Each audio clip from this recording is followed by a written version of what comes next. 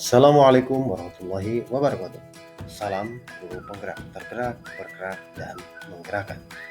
Perkenalkan, saya Anda Suhanda, calon guru penggerak angkatan ke-9 dari Kabupaten Tangerang. Kali ini saya akan memaparkan video tentang demonstrasi kontekstual, yaitu tentang visi guru penggerak. Untuk merumuskan visi guru penggerak tersebut dapat menggunakan pendekatan inquiry apresiatif. Pendekatan ini mengidentifikasi hal baik yang telah ada di sekolah dan mencari cara bagaimana hal tersebut dapat dipertahankan dan memunculkan strategi untuk mewujudkan perubahan ke arah yang lebih baik. Agar dapat menerapkan pendekatan inquiry apresiatif, maka langkah-langkah yang dapat dilakukan adalah dengan metode Bagja. Bagja terdiri dari buat pertanyaan utama, ambil pelajaran, gali mimpi, jabarkan rencana, dan atur eksekusi. Buat pertanyaan utama maksudnya berisi pertanyaan-pertanyaan untuk menentukan arah penelusuran. Ambil pelajaran, memandu bagaimana pengalaman positif dari individu, kelompok, atau komunitas lain yang akan dijadikan pembelajaran.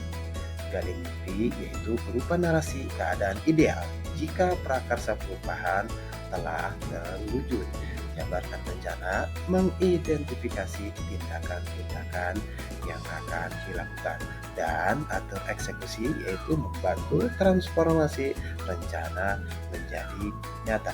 Berikut ini visi guru penggerak yang saya buat, yaitu terwujudnya generasi yang berakhlak, terampil, dan berprestasi. Untuk mewujudkan visi saya tersebut, maka saya membuat prakarsa perubahan, yaitu meningkatkan kemandirian belajar murid di kelas. Adapun tahapan-tahapan Bagja yang saya buat sebagai berikut adalah yang pertama, buat pertanyaan utama. Pertanyaannya adalah, mengapa murid sekarang memiliki kemandirian belajar yang rendah? Bagaimana upaya yang dilakukan untuk meningkatkan kemandirian belajar murid di kelas? Adapun tindakan atau penyelidikannya adalah yang pertama, mencari informasi sebanyak-banyaknya di buku, jurnal, atau referensi lainnya. Yang kedua, pengalaman terhadap hasil murid di sekolah, melakukan tanya jawab dengan murid dan juga orang tua. Ambil pelajaran, pertanyaannya yaitu yang pertama, apa saja indikator seorang murid dikatakan memiliki kemandirian belajar? Yang kedua, faktor apa saja yang meningkatkan kemandirian murid? Yang ketiga, adakah murid di sekolah yang memiliki kemandirian belajar yang tinggi? Yang keempat, adakah praktik baik yang telah diterapkan di sekolah untuk mempertahankan kemandirian belajar murid? Adapun tindakan atau penyelidikannya, yang pertama, merumuskan indikator kemandirian belajar melalui studi di perpustakaan. Yang kedua, melakukan pengamatan terhadap murid dan diskusi dengan para guru. Yang ketiga, mengumpulkan dokumentasi praktik baik yang telah dilakukan di sekolah. Gali mimpi, pertanyaannya yang pertama, bagaimana meningkatkan kemandirian belajar murid di kelas? Yang kedua, siapa saja pihak yang berperan dalam meningkatkan kemandirian belajar murid? Yang ketiga, kapan seorang murid dikatakan memiliki kemandirian belajar? Apakah kebiasaan-kebiasaan baru yang terbayangkan jika murid memiliki kemandirian belajar? Adapun tindakan atau penyelidikannya, melakukan diskusi dengan guru, dengan orang tua murid, membuat daftar pihak-pihak yang bisa mendukung peningkatan kemandirian belajar murid, kemudian melakukan penilaian untuk menentukan seorang murid disebut memiliki kemandirian belajar, kemudian membuat gambaran-gambaran baru mengenai murid yang memiliki kemandirian belajar. Jabarkan rencana, pertanyaannya, apa saja langkah-langkah yang dilakukan untuk meningkatkan kemandirian belajar murid? Yang kedua, berapa lama waktu yang diperlukan untuk meningkatkan kemandirian belajar murid?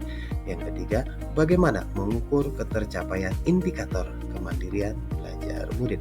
Adapun tindakan atau penyelidikannya, yaitu yang pertama, membuat tahapan langkah-langkah yang diperlukan untuk meningkatkan kemandirian belajar murid. Yang kedua, membuat matriks atau tabel langkah-langkah peningkatan kemandirian belajar murid yang telah disesuaikan dengan waktu yang ada. Yang ketiga, membuat matriks atau tabel peningkatan kemandirian belajar murid. Yang terakhir, atur eksekusi. Pertanyaannya, siapa seorang atau pihak yang harus dilibatkan untuk meningkatkan kemandirian belajar murid? Yang kedua, siapa yang bisa memantau ketercapaian indikator kemandirian belajar murid? Yang ketiga, siapa yang akan menampung aspirasi pelajar mengenai kesulitan meningkatkan kemandirian murid? Yang keempat, kapan prakarsa perubahan meningkatkan kemandirian belajar murid akan mulai dilakukan? Yang kelima, bagaimana pencatatan ketercapaian indikator kemandirian belajar murid? Adapun tindakan atau penyelidikannya yaitu sebagai berikut. 1. Mendaftarkan orang atau pihak yang sekiranya membantu mewujudkan prakarsa perubahan ini beserta tugas atau peranannya masing-masing. Yang kedua, melakukan pembagian tugas untuk menjawab pertanyaan-pertanyaan dan membuat tabel ketercapaian kemandirian belajar murid. Kemudian yang terakhir, menyepakati dengan tim prakarsa perubahan bagaimana pencatatan ketercapaian kemandirian belajar murid.